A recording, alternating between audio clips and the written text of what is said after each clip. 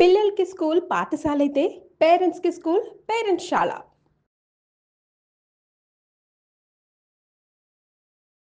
Ahmedabad flight accident మనందరికీ తెలుసు. ఎన్నో వందల మంది జీవితాల్లో విషాదం నింపినటువంటి పరిస్థితి. దర్యాప్తు ఇప్పటికి ఇంకా పూర్తి కాలేదు. ఇంకా కొనసాగుతూనే ఉంది. కాకపోతే బ్లాక్ బాక్స్ నుంచి కొంత సమాచారం ఇప్పటికే బయటకొచ్చింది.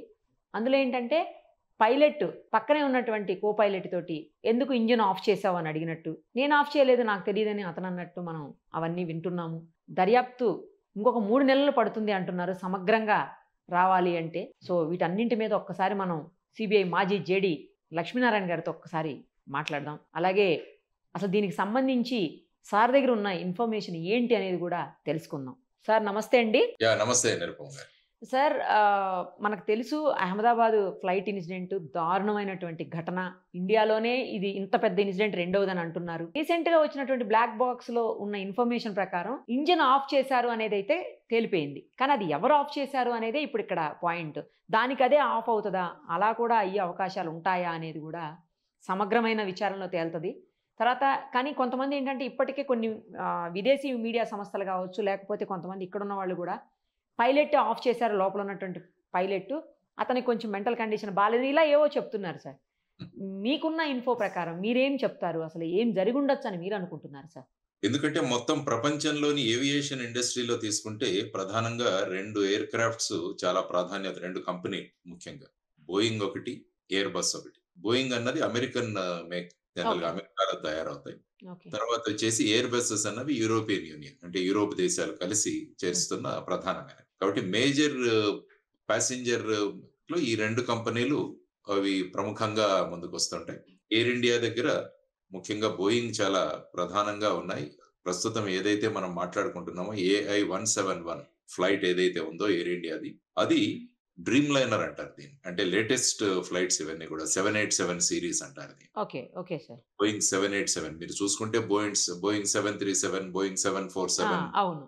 అలా వచ్చాయి. ఇది 787 సిరీస్, వీటిలోనే డ్రీమ్ లైనర్ అంటారు. సో ఇవి భారతదేశం యొక్క ఎయిర్ ఇండియా తీసుకుంది. ఆ తర్వాత ఈ పర్టికులర్ ఫ్లైట్ అంటే భారతదేశంలో ఇంతకు ముందు కూడా సుమారుగా ఒక 10 యాక్సిడెంట్స్ జరిగాయి. మీరు చూసుకుంటే రీసెంట్ గా కొచ్చిన్ కావచ్చు, ఆ తర్వాత అంతకుముందు బెంగళూరు కావచ్చు, ఆ తర్వాత ఒకసారి బెంగళూరులో జరిగింది. తర్వాత వచ్చేసి చక్రీ దాద్రి అని 2 విదేశీ ఫ్లైట్స్ 2 అక్కడ ఢీ కొట్టుకున్నాయి పంజాబ్. అక్కడ కూడా సుమారుగా 349 మంది చనిపోవడం జరిగింది. ఇలా ఈ యాక్సిడెంట్స్ అనేవి జరుగుతుంటాయి. ఏదైనా యాక్సిడెంట్ జరిగిన వెంటనే ఇన్వెస్టిగేషన్ అన్నది చాలా ముఖ్యమైన అంశం. యాక్చువల్ గా మీరు చూసుకుంటే ఫెడరల్ ఏవియేషన్ అడ్మినిస్ట్రేషన్ అన్న ఒక సంస్థ జరిగిన 30 రోజుల్లో ప్రిలిమినరీ ఇన్వెస్టిగేషన్ రిపోర్ట్ ఇవ్వాలి అన్నది ఒక కండిషన్. సో ఈ యాక్సిడెంట్ మీరు తీసుకుంటే జూన్ 12న జరిగింది.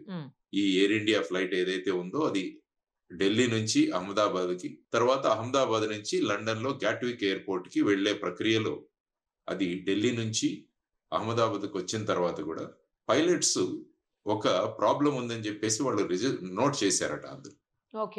అంటే అది బేసిక్ గా బ్యాక్ సైడ్ లో ఫ్లైట్ లో ఒక చిన్న యూనిట్ ఉంటుంది, అది సరిగా పనిచేయట్లేదు అన్నది వాళ్ళు చేస్తే దాన్ని మళ్ళీ రిపేర్ చేశారు.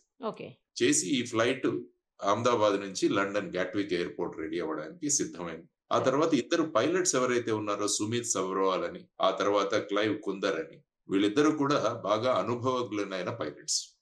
ఇందులో మెయిన్ తీసుకుంటే మీరు సుమిత్ సబర్వాల్ ఎవరైతే ఉన్నారో ఆయన సుమారుగా 16,000 గంటల ఫ్లయింగ్ చేసిన వ్యక్తి. తర్వాత ఈ ఫ్లైట్ యొక్క ఇన్స్ట్రక్టర్ కూడా ఆయన ట్రైనర్. అంటే ట్రైనర్ అంటే చాలా అనుభవజ్ఞులంగానే ట్రైనర్ గా పెడతారు. అదే విధంగా మీరు క్లైవ్ కుందర్ తీసుకున్నా కూడా తను కూడా ఆల్మోస్ట్ 3,000 గంటల వరకు అతనికి కూడా ఫ్లయింగ్ ఎక్స్పీరియన్స్. కాబట్టి ఎప్పుడైనా ఒక యాక్సిడెంట్ జరిగిందంటే అందులో ఏదైనా డ్రైవర్ లేకుంటే మెషిన్, ఈ రెండిట్లో ఏదో ఒకటి జరగాలి. మనం ఏదైనా మామూలు యాక్సిడెంట్ కూడా తీసుకుంటే డ్రైవర్లు 3 గంటలకో 2 గంటలకో రాత్రి ఒకసారి సడన్ గా నిద్ర వస్తుంది. వచ్చినప్పుడు ఆ వెహికల్ వెళ్ళిపోయి యాక్సిడెంట్ గురి అవుతుంది. ఒక్కోసారి డ్రైవర్ బాగా ఉంటాడు కానీ సపోజ్ సడన్ గా టైర్ బరస్ట్ అయింది అనుకో, అప్పుడు కూడా యాక్సిడెంట్ జరుగుతుంది. ఏదైనా మ్యాన్ అండ్ మెషిన్, ఈ రెండిటిలో ఏం జరిగిందన్నదే యాక్సిడెంట్ రిపోర్ట్స్ జనరల్ గా మనం చూసుకుంటాం. సో ఇప్పుడు ఈ 1 నెల తర్వాత ఈ ప్రిలిమినరీ ఇన్వెస్టిగేషన్ రిపోర్ట్ అన్నది సాధారణంగా ఇవి air craft accident investigation bureau, AIIB అంటాం దీన్ని, వీరు రిలీజ్ చేశారు. ఇదంటే ఇదొక ప్రిలిమినరీ రిపోర్ట్. యాక్చువల్‌గా ఫుల్ రిపోర్ట్ రావడానికి సుమారుగా 3 నెలలు పడుతుంది. కానీ ఇది మ్యాండేటరీగా ఒక నెల లోపలైతే ఈ రిపోర్ట్ ఇవ్వాలి. హ్మ్. అందులో వాళ్ళు ప్రధానంగా గుర్తించిందేంటంటే, ఈ ఫ్యూయల్ స్విచెస్ ఏవైతే ఉన్నాయో, ఈ ఫ్యూయల్ స్విచెస్ అన్నవి ఆన్ నుంచి ఆఫ్‌లోకి వచ్చేసాయి. హ్మ్. ఇది ప్రధానమైన కారణం. ఎందుకంటే మీరు యాక్చువల్‌గా విమానం తీసుకుంటే ముందు రన్‌వే నుంచి చాలా స్పీడ్‌గా దాన్ని పరిగెత్తిస్తారు. Correct sir. అవును. అవును. ఆ స్పీడ్ రావాలి. అవును. ఎప్పుడైతే ఆ స్పీడ్ వచ్చిందో ఆ ఎయిర్‌క్రాఫ్ట్‌కి లిఫ్ట్ వస్తుంది. హ్మ్. లిఫ్ట్ వచ్చి అది గాలిలోకి ఎగురుతుందన్నమాట. కరెక్ట్. సో వాళ్ళు 180 నాట్స్ అంటారు. ఇది వచ్చిన తర్వాత లిఫ్టింగ్‌కి అది ఎలిజిబుల్. కాబట్టి ఈ ఎయిర్‌క్రాఫ్ట్ తీసుకున్నా కూడా అది 180 నాట్స్‌కి వచ్చింది. దాని తర్వాత రెగ్యులర్‌గా అది పైకి లేచింది. హ్మ్. సడెన్‌గా చూసుకోగానే ఐ థింక్ ఒక 3 సెకండ్స్ లోనే ఈ 2 స్విచెస్ ఏవైతే ఉన్నాయో ఫ్యూయల్ స్విచెస్ ఈ 2 కూడా ఆన్ నుంచి ఆఫ్‌లోకి వచ్చేసాయి. హ్మ్. దానివల్ల ఏంటంటే ఇంజిన్స్ ఏవైతే ఉన్నాయో వీటికి ఫ్యూయల్ సప్లై ఆగిపోయింది. ఎప్పుడైతే ఫ్యూయల్ సప్లై ఆగిపోతుందో ఇంకా ఆటోమేటిక్‌గా ఫ్లైట్ ఇక లిఫ్ట్ ముందుకు వెళ్ళడానికి కష్టం అవుతుందన్నమాట. ఆ లిఫ్ట్ రాదు. దాంతో ఇమ్మీడియేట్‌గా వీళ్ళిద్దరి మధ్య జరిగిన సంభాషణ ఏదైతే ఉందో దాన్ని ముఖ్యంగా ఈ రిపోర్ట్‌లో మెన్షన్ చేయడింది. వాట్ హ్యాపెండ్ అనలేదు. Why did you switch off? హ్మ్. అంటే ఏం జరిగింది అని మాట్లాడడం ఒకటి. Why did you switch off? I did not do. అంటే నేను చేయలేదు. ఇది వారిద్దరి మధ్య జరిగిన సంభాషణ. సార్. అంటే ఆ ఫ్యూయల్ స్విచెస్ ఆన్ నుంచి ఆఫ్‌లోకి వచ్చేసాయి. హ్మ్. ఈ 2 స్విచెస్ ఎప్పుడైతే ఆఫ్‌లోకి వస్తాయో హ్మ్. ఫ్లైట్‌లో ఒక కొత్త సిస్టమ్ ఉంటుంది. ఎందుకంటే ఎప్పుడైతే ఇంజిన్ పవర్ ఆగిపోతుందో ఇంజిన్ మొత్తం సిస్టమ్స్ అన్ని కూడా పనిచేయవు. ఆ! సార్. దానికోసం ఒక ర్యాట్ అని ఒక సిస్టమ్ ఉంటుంది. ఆ! ర్యాట్. సార్.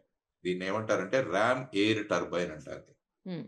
అంటే అదేమవుతుందంటే అది టెయిల్ దగ్గర ఉంటుంది. అది వెంటనే కిందికొచ్చి అదొక చిన్న విండ్ మిల్ లాగా పనిచేస్తుంది. అంటే అది తిరుగుతూ ఎలక్ట్రిసిటీ డెవలప్ చేస్తుంది. కానీ ఈ ర్యాట్ ఇక్కడ కూడా అది ఓపెన్ అయింది కానీ ఆల్టిట్యూడ్ చాలా తక్కువ. 600 మీటర్లు అనుకుంటా. అక్కడి వరకే వెళ్ళింది. అదే మిడ్ ఫ్లైట్‌లో ఉన్నప్పుడైతే అది ఆటోమేటిక్‌గా బాగా పనిచేసి దానికి కావాల్సినంత సప్లై అందించగలదు. కాబట్టి ర్యాట్ సిస్టమ్ ఆన్ అయింది. ర్యాట్ సిస్టమ్ ఎప్పుడు ఆన్ అవుతుందంటే 2 ఇంజిన్స్ ఎప్పుడైతే స్విచ్ ఆఫ్ అయితాయో, ఎప్పుడైతే ఈ స్విచెస్ రన్ నుంచి కట్ ఆఫ్‌కి వచ్చేసాయో వెంటనే ఇది స్టార్ట్ అయింది. హ్మ్. హ్మ్. ఇమ్మీడియేట్‌గా వాళ్ళు మొదటి ఇంజిన్‌ని మళ్ళా రన్‌లోకి తీసుకొచ్చారు. తర్వాత రెండవ ఇంజిన్‌ని కూడా ఇంకొక 4 సెకండ్‌లో రన్‌లోకి తీసుకొచ్చారు. ఓకే. కానీ ఏమైందంటే ఆ టైం సఫిషియెంట్‌గా సరిపోలేదు. సరిపోలేదు. ఎందుకంటే విమానం చాలా తక్కువ హైట్‌లో ఉంది. సపోజ్ అదే ఇంకొంచెం హైట్ పికప్ అయ్యుంటే వీటన్నిటిని కూడా సర్దుబాటు అయ్యేది. కానీ ఆ సర్దుబాటు అవ్వలేకపోయింది. దాంతో ఫైనల్‌గా ఆయన మేడే అని అనౌన్స్ చేయడం, ఆ తర్వాత ఏమి రెస్పాన్స్ రాకపోవడం, ఆ తర్వాత వెళ్లి ఫైనల్‌గా గుద్దుకొని సుమారుగా టోటల్‌గా 260 మంది ఆన్ బోర్డ్‌లో ఉన్న 242లో ఒకతను బతికాడు.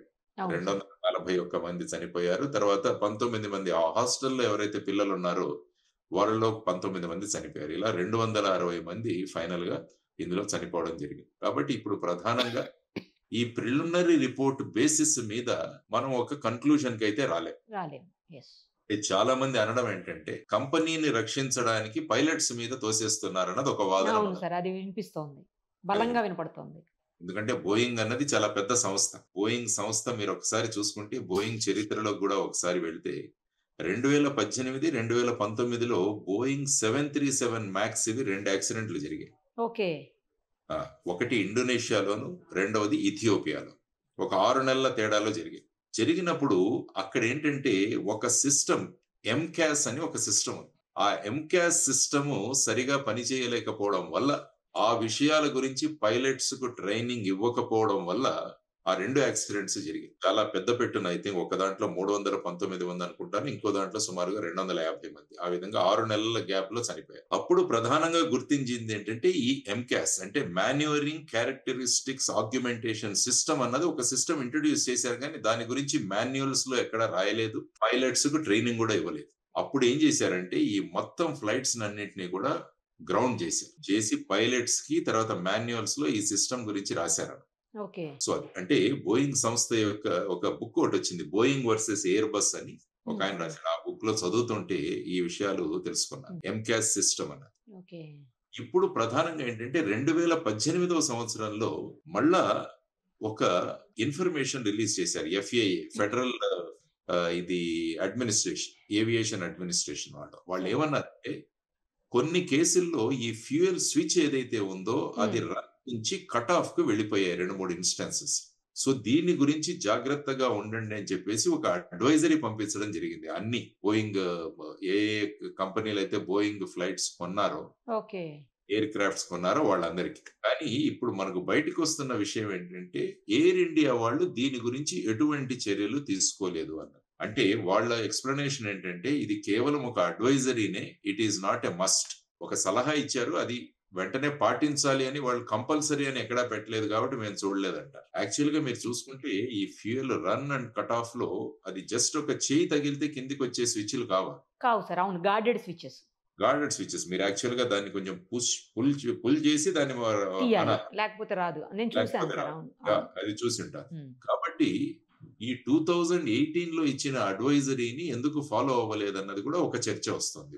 సపోజ్ దాన్ని గనుక మనం చూసి ఈ స్విచెస్ యొక్క డిఫెక్టివ్ ఏదైతే ఉందో దాన్ని గనుక అడ్జస్ట్ చేసింటే ఇది జరిగిండేది కాదు అన్నది ఇంకొక వాదన. సో ఈ విధంగా తీసుకుంటే ప్రస్తుతానికి వచ్చింది కూడా ప్రిలిమినరీ రిపోర్టే. అందుకనే ఈవెన్ రామ్మోహన్ నాయుడు గారు కూడా అదే మాట్లాడారు. అవును, అవును.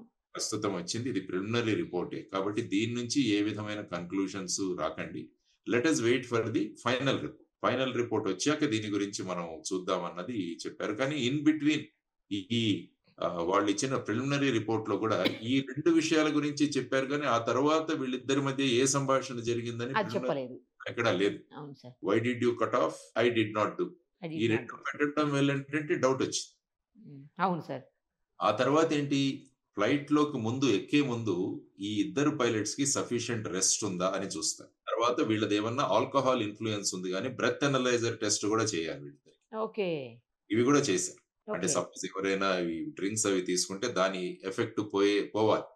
సపోజ్ ఈ బ్రెత్ అనలైజర్ లో ఏదైనా కంటెంట్ కనపడితే వాళ్ళకి మళ్ళా ఫ్లైట్ లోకి ఎక్కనివ్వరు. సో ఈ ఓకే. 2 టెస్టులు కూడా వాళ్ళు అంటే సఫిషియెంట్ రెస్ట్ ఉంది. ఎందుకంటే ముందు రోజు రాత్రే వాళ్ళు ఐ థింక్ అహ్మదాబాద్ నుంచి వచ్చారనుకుంటాను. ఓ. అహ్మదాబాద్కి వచ్చారు. ఆ తర్వాత వచ్చేసి వాళ్ళు సఫిషియెంట్ రెస్ట్ ఉంది. ఆ తర్వాత బ్రెత్ అనలైజర్ టెస్ట్ కూడా పాస్ అయ్యారు. ఇద్దరికి సఫిషియెంట్ ఎక్స్పీరియన్స్ ఉంది. ఆ తర్వాత కో పైలట్ ఈ క్లైవ్ కుందర్ ఎవరైతే ఉన్నారో ఆయన యాక్చువల్ గా ఫ్లైట్ ని రన్ చేస్తున్నారు. తర్వాత సుమిత్ సబర్వాల్ ఎవరైతే ఉన్నారో ఆయన మానిటర్ చేస్తున్నాడు. ఇది జనరల్ గా ఈ ప్రిలిమినరీ ఎంక్వైరీలో మనకు తెలిసిన అంశం. ఆ తర్వాత ఈ ఇద్దరిలో ఎవరితో మాట్లాడారు అన్నది కూడా క్లారిటీ లేదు. వన్ లేదు. పైలట్ సెడ్ అవును సార్. ఎవరితో ఐ మాట్లాడే did to clarity switch off, the other said he did not do so.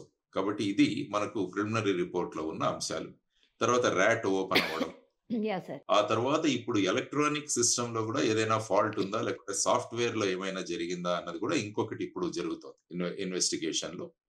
ఆ టెయిల్ అండ్ ఎలక్ట్రిక్ ఫైర్, తర్వాత రేర్ బ్లాక్ బాక్స్ డ్యామేజ్, ఈ రెండిటి గురించి కూడా ఇన్వెస్టిగేషన్ జరుగుతోందని నేను విన్నాను. కాబట్టి మనం చూడాల్సిన అంశం ఏంటంటే ఈ బోయింగ్ కంపెనీ నుంచి వచ్చిన ఈ అడ్వైజరీ ఏదైతే ఉందో దాన్ని ఫాలో అవ్వకపోవడం. ఆ తర్వాత వచ్చేసి ఆ రోజు ఏం జరిగింది ప్రధానంగా. మొదట్లో చాలా మంది ఏమనుకున్నారంటే ఈ బర్డ్ హిట్ అయిందేమో అని కూడా అనుకున్నారు. అవును సార్. అవును, అవును. బర్డ్ హిట్ కూడా ఒక కారణం. మీరు యాక్చువల్ గా చూస్తే హడ్సన్ రివర్ మీద ఒకసారి కెప్టెన్ సలీ అని అతను బ్రహ్మాండంగా దించుతాడు. యాక్చువల్ గా 2 ఇంజిన్లు కూడా ఫెయిల్ అయిపోతాయి బర్డ్ హిట్ వల్ల అమెరికాలో, న్యూయార్క్ నగరంలో. సో ఆయన చాలా చాకచక్యంగా హడ్సన్ రివర్ మీద ల్యాండ్ చేస్తాడు.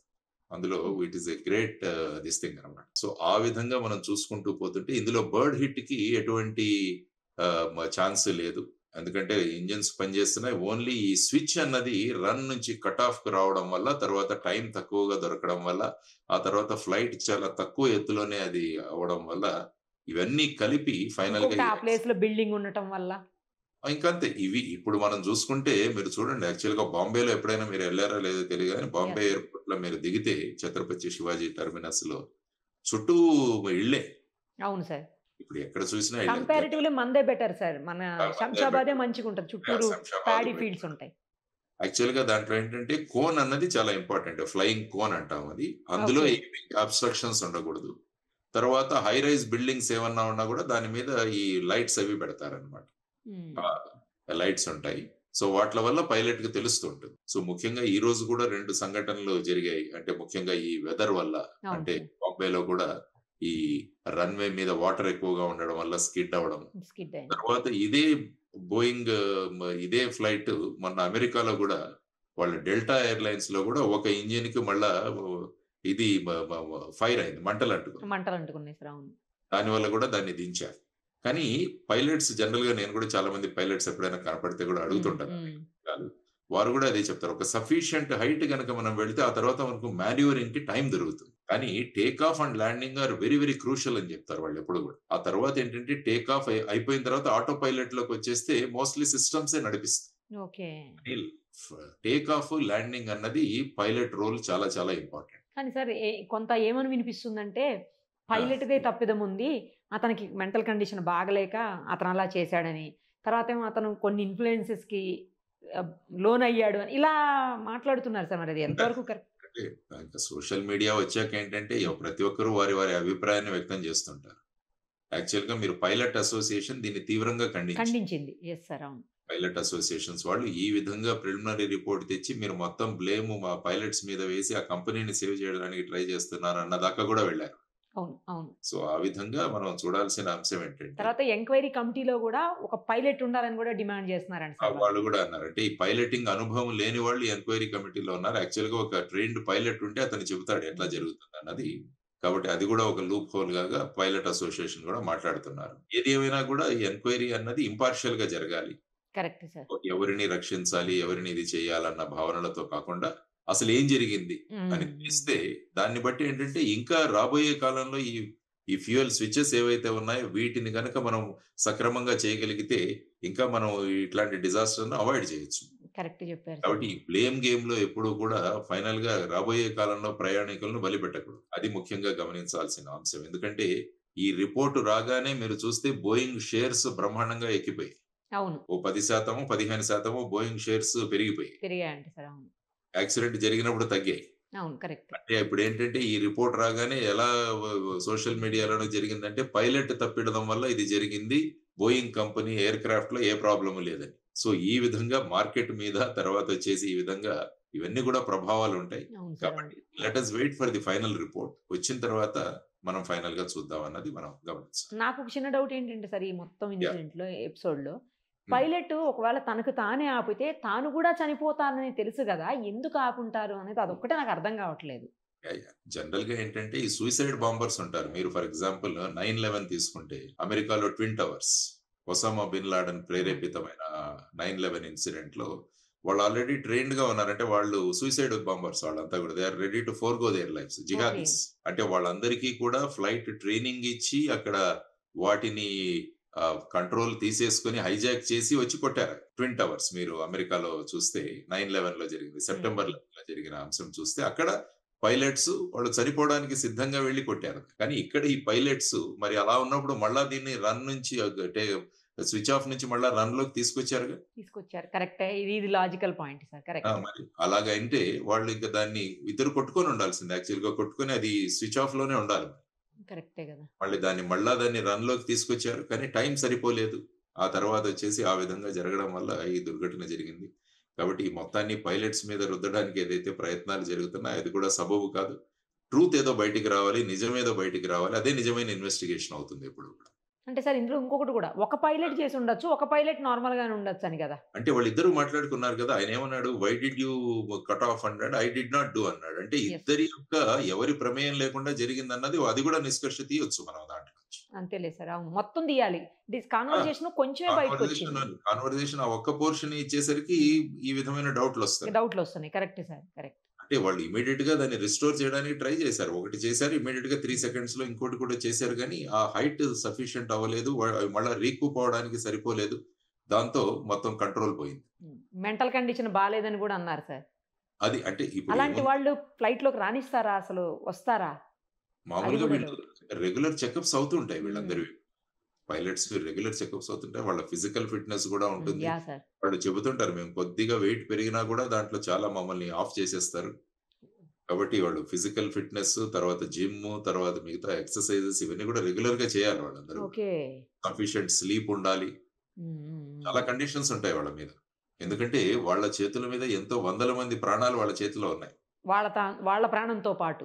వాళ్ళ ప్రాణంతో పాటు. కరెక్టే సార్. కాబట్టి ఇవి ఏదో సూసైడ్ అటాక్ అంతకుముందు కూడా ఏదో ఫ్యూయల్ కంటామినేషన్ జరిగింది. అవును. టర్కీ కంపెనీ వాళ్ళు దీన్ని మెయింటెనెన్స్ చేస్తున్నారు. కింద వాళ్ళే ఆఫ్ చేశారు. ఆ! ఇలా చాలా వచ్చాయి సార్. కాబట్టి అవన్నీ చాలా వచ్చాయి. కానీ అవన్నీ కూడా రూల్ ఔట్ చేసి ఫైనల్‌గా ఇప్పుడున్న ఈ 2018లో ఉన్న ఈ particular run and cut off వీట్లలో ఉన్న ప్రాబ్లమ్ ఆ అడ్వైజరీ ఆ తర్వాత వచ్చేసి ఇక్కడ ఆ ఫ్లైట్ లో సడన్ గా ఈ స్విచెస్ రన్ నుంచి కట్ ఆఫ్ కి రావడం, ఇది ప్రధానంగా మనం గమనించాల్సిన అంశం. సో చూద్దాం, let us see what is అంతే the sir, final correct. outcome అని చూద్దాం చెప్పి. మొత్తం వచ్చేసరికి కానీ క్లారిటీ రాదు. అవును సార్. స్పెక్యులేషన్స్ కాకుండా ఫైనల్ అనాలిసిస్ వస్తుంది. Thank you sir, thank you so much, thank you so much. నమస్తే నమస్తే. సుమన్ టీవీలో మీ పర్సనల్ అండ్ బిజినెస్ ప్రమోషన్స్ కోసం కింది నెంబర్కి కాంటాక్ట్ చేయండి.